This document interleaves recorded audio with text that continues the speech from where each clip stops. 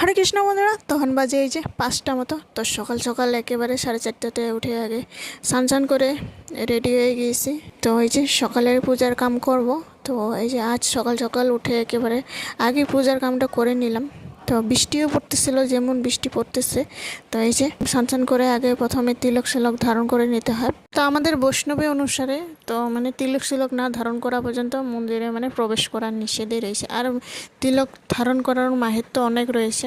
তো শরীরটা নিজেকে মন্দির মতন মানে এইভাবেই করতে হয়, ওইভাবেই মানে মন্ত্র দিয়ে তিলকটা ধারণ করে নিতে হয়। তো এই যে আর যদি একবার ভগবান কৃষ্ণর মায়া যদি পড়ো, আর তোমার ওই সাগর থেকে আর উঠতে দেবে না, এতটাই দয়াময় আমাদের ভগবান শ্রীকৃষ্ণ।